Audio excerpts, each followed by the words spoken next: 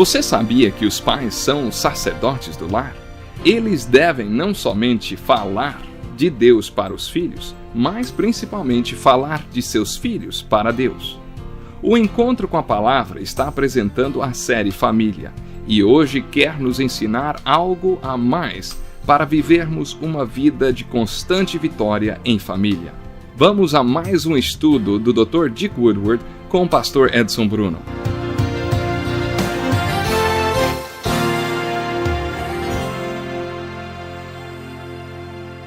Seja bem-vindo a mais um programa Encontro com a Palavra.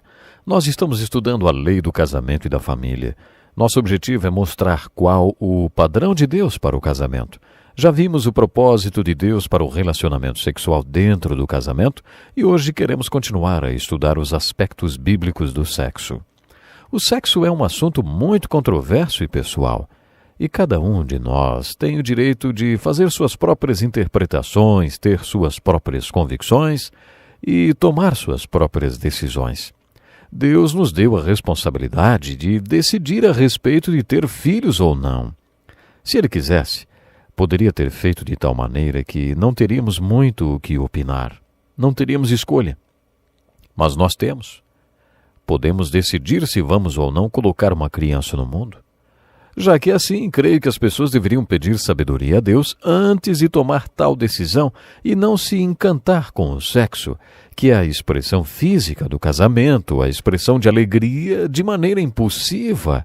Muita gente, quando se dá conta, já teve um monte de filhos. Nosso professor Dick conta o seguinte: meus pais eram contra a ideia de controle de natalidade e tiveram 11 filhos. Para eles, a escolha era de Deus e eles queriam povoar a terra com muitos missionários.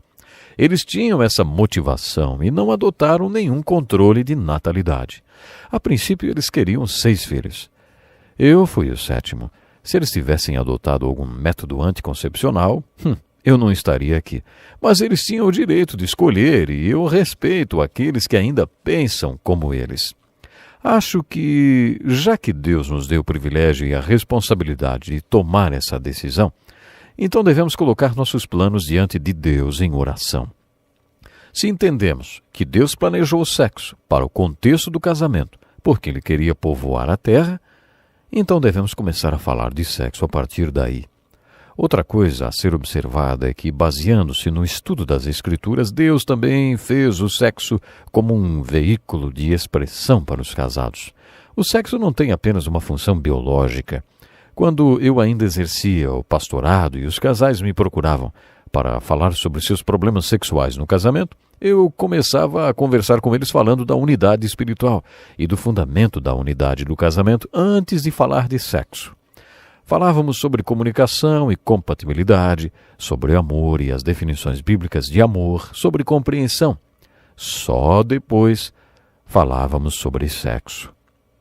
Mas eu quero lembrar você de que há certas informações que todos devem ter. As pessoas precisam ser instruídas a respeito do sexo. A informação ajuda muito nesta área. Minha primeira preocupação na área física do casamento é: o que você expressa através do sexo? Se não há comunicação, amor, compreensão, o que é que você está expressando, hein? Não é de se espantar que o relacionamento sexual de vocês esteja aquém do que deveria ser. Meu primeiro conselho para quem quer essa dimensão espiritual no seu relacionamento físico é prestar bem atenção no que chamamos de elo espiritual. Depois atente para o que falamos sobre comunicação e nos seus próprios conceitos sobre o que significa amar seu cônjuge. Relembre as virtudes do amor vistas no capítulo 13 da primeira carta de Paulo aos Coríntios. Paulo afirma que se você tiver o amor ágape, o amor de Cristo, o amor de Deus no seu casamento, o amor entre você e seu cônjuge terá todas aquelas virtudes. Em grego, a expressão tudo suporta significa estar seriamente comprometido com o bem-estar da outra pessoa. Experimente aplicar esse altruísmo santo no seu relacionamento físico. Será que durante o ato sexual você está comprometido com a satisfação e o bem-estar do seu cônjuge? Foi assim que Deus planejou o sexo e por isso Devemos dizer que ele é uma expressão feliz da unidade. Qual é o grau de unidade de vocês, hein? Ele influenciará a sua unidade física. A maioria dos homens está interessado no prazer. Se você quer realmente ter uma boa vida sexual, estude e concentre-se nos outros elos. Quando você os entender, sua vida sexual melhorará. Deus planejou o sexo para a procriação, para ser um veículo de expressão do casal e para o prazer. Muitas pessoas não concordam comigo nesse ponto. Ainda existe muita influência puritana ou vitoriana nesta área, né? Eu não sei quando começou este conceito de que sexo não é bom e que Deus não tem nada a ver com o sexo. Eu já vi muita coisa surpreendente no meu trabalho com aconselhamento, mas ainda encontrar pessoas que acham que sexo não é bom, aí isso realmente é o mais espantoso, sabe? Quando alguém guarda em seu subconsciente a ideia de que sexo é sujo, essa pessoa pode vir a sofrer de impotência ou frigidez no casamento. A vida sexual no casamento tem que ser boa. Essas pessoas não conseguem conciliar essa ideia com o conceito que tem no subconsciente. O sexo é sagrado e santo, e nunca devemos passar qualquer ideia diferente dessa ideia para os nossos filhos, sabe? Esse é um grande desafio. Como você vai ensinar aos seus filhos e filhas sobre a virgindade antes do casamento, sem passar para eles a impressão de que há algo errado com o sexo? Que desafio é esse, né? E você não deve dar a impressão que a Bíblia tem uma ideia negativa do sexo. No programa recente pedimos que vocês lessem um livro do Cântico dos Cânticos de Salomão. Esse livro é um dos mais lindos da Bíblia e você sabe por que ele faz parte do cânon bíblico?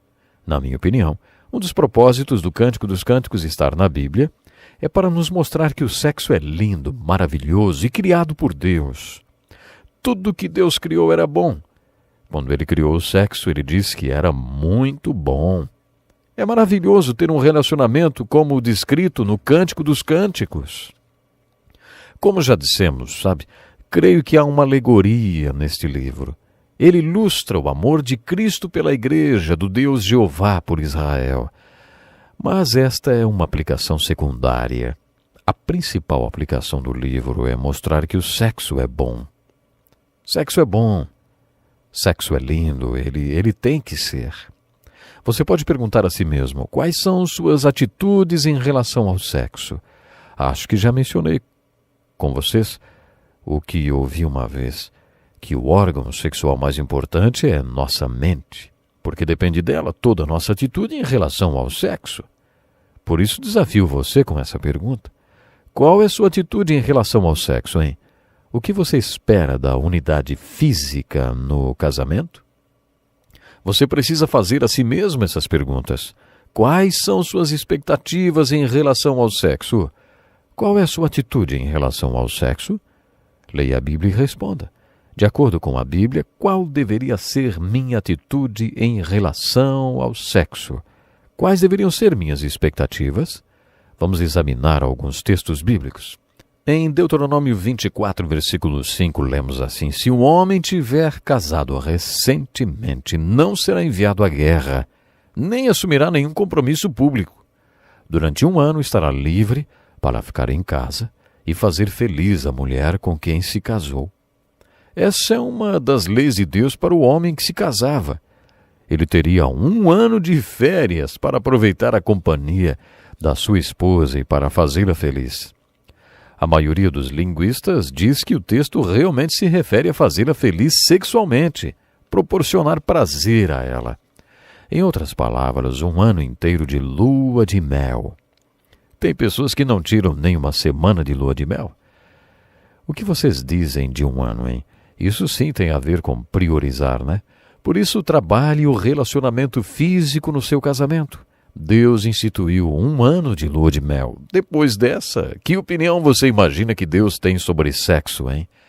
Afinal, essa é uma das leis de Deus. Em Hebreus 13, versículo 4, encontramos um desafio. O casamento deve ser honrado por todos, o leito conjugal conservado puro. Deus traça uma linha contra o sexo casual, ilícito, e honra o casamento e a santidade da intimidade sexual. Eu gostaria que vocês lessem 2 textos. 1 Coríntios 7, versículos 1 a 7 e Deuteronômio 5, versículos 15 a 23. No próximo encontro vamos querer saber qual é a sua atitude em relação ao sexo, hein? Qual devem ser suas expectativas? Como devemos ver o propósito, a função e o papel do sexo no casamento, baseando-nos nesses textos bíblicos?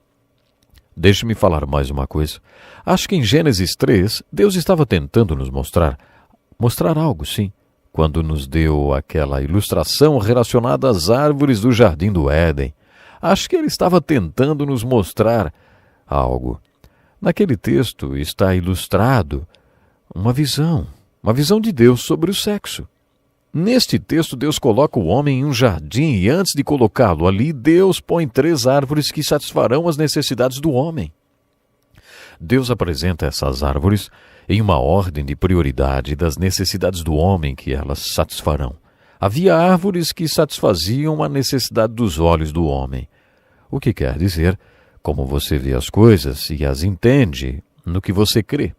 As outras árvores satisfariam a necessidade de comida do homem. Na minha opinião, isso se refere a todas nossas necessidades. Na psicologia, quando você lista todas as necessidades do homem, faz uma lista enorme de necessidades. Creio que toda essa lista está contida e representada nestas 3 árvores que satisfariam as necessidades do homem para viver. E as árvores foram listadas nesta ordem: olho, alimento e vida. Eles caíram e todo mundo quer saber o que foi que eles fizeram naquele jardim. Eu já vou avisando que não foi por causa de sexo e nem porque comeram uma maçã. Não há qualquer referência a maçã no livro de Gênesis. Sabe o que eles fizeram? Eles misturaram a ordem de prioridades. Eles colocaram em primeiro lugar a necessidade de alimento e a necessidade de vida em segundo lugar. Acabaram morrendo e sendo expulsos do jardim. Imagine qualquer coisa que Deus colocou em sua vida que seja uma necessidade. Agora faça como o livro de Gênesis manda. Vamos supor que seja sexo. Você tem necessidade de sexo. Você tem um impulso sexual. Deus está dizendo que não é para você sair por aí fazendo sexo para satisfazer sua necessidade. O que você mais precisa é pedir que Deus satisfaça a necessidade dos seus olhos, que mostre qual é o propósito do sexo, o seu lugar, função e propósito. Se você colocar essa árvore primeiro, Deus vai satisfazer sua necessidade de sexo. Temos que ficar por aqui hoje, mas no próximo programa vamos continuar. Que lição importantíssima! Obrigado, Pastor Edson Bruno. Prezado ouvinte, coloque em prática o que você ouviu aqui. Sem dúvida, sua vida será grandemente abençoada. Este é um estudo escrito pelo Dr. Dick Woodward, na voz do Pastor Edson Bruno. Escreva-nos e solicite o material. Nosso endereço é Encontro com a Palavra, Caixa Postal 2011, CEP 89201-970, Joinville, Santa Catarina. Até o nosso próximo encontro com a Palavra.